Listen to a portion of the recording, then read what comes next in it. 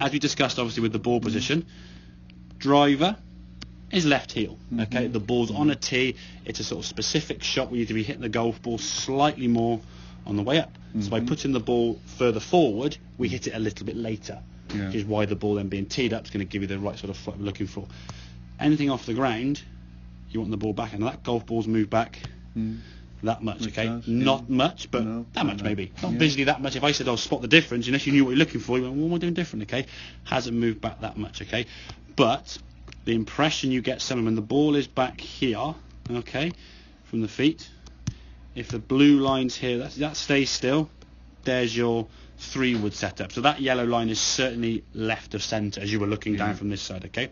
If we say here's your 7-iron, it's getting more towards centre. There's your pitching wedge, it's in the centre. There's your chipping, it's back of your stance. But still maintain the same distance from there to there.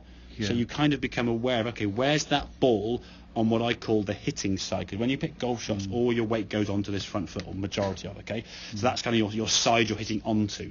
Never hit the golf ball off your back foot. You want to know where the ball is in relation to this sort of left side, okay? Right. So by getting that ball position constant, you become more aware of where the said ball is for whichever club, rather than moving up and down your feet, left, right and centre. It's just, again, if you've got 14 clubs in your bag, minus your putter, I suppose, you've got 13 different ball positions. Well, it's a lot to remember, isn't it? And if they're moving back that, how far back do they move? If we think, okay, 13 different ball positions, and you move back that much, after 13 times, that's gone back quite a bit, isn't it? There's a big change there. Well, hang on, you're 9-9 back, it can't be that far. So then you move in quarters, well, then you're getting all these different tiny little variables, and what you will then do is if you hit a bad shot, you'll start going to change this, change that, change everything else. Let's just step back. So when you hit a bad shot, which we're going to do, I think the biggest thing that a club golfer can do better is how they respond to a bad shot, both on the range and on the golf course. If you hit a bad shot, step away from that position. Okay, what have I done wrong? If you think when we see it quite a lot when we're sort of driving cars, you see people sort of trying to parallel park. The space could be wide enough for 3 cars, but there's cars at one end of the road and cars behind you. You've got a bit of a rush to try and get in there. You're under pressure to try and do it. You panic, oh God, people go, and then you make a mess of it, and you just drive off, okay? We're on the range sometimes, people watching or people walking back and forth, we hit a bad shot, we panic, and we rush to the next one, and then the next one, and then we just try and do it quicker and quicker and quicker, and we get out of speed, get out of sync, okay? As I said, the worse the shot that we hit, the more time needs to be spent before the next one. If needs be, have a couple of practice swings, change club, do a few small shots, and get in the habit of chaining, as we saw when we did this that little change club drill, as I call it. Your first 3 were 50 yards topped. Second one was better. Third one, phenomenal. Okay, then went to a 9-9. Hit this one 40 yards, Howard. Okay, so 40 yards, you went about 80.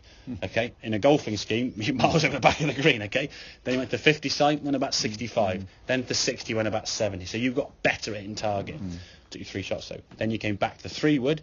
You hit this first one a little bit dodgy. Then the second one was good again, okay?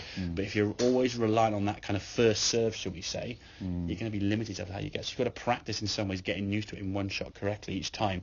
So there's a reason why you mishit them. Was it the ball position was too far forward? In this case, it was. What you then did, your first contact was there, your second contact was there, your third one was perfect.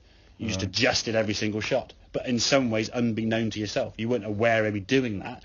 It just happened as the shots got better. Right. And then when you're on the golf course next week, I do differently for that shot. Okay, so give yourself that time. As I said, if I'm honest, most people want to go on the golf course and play more rather than practice. But it's the same kind of mindset on a golf course.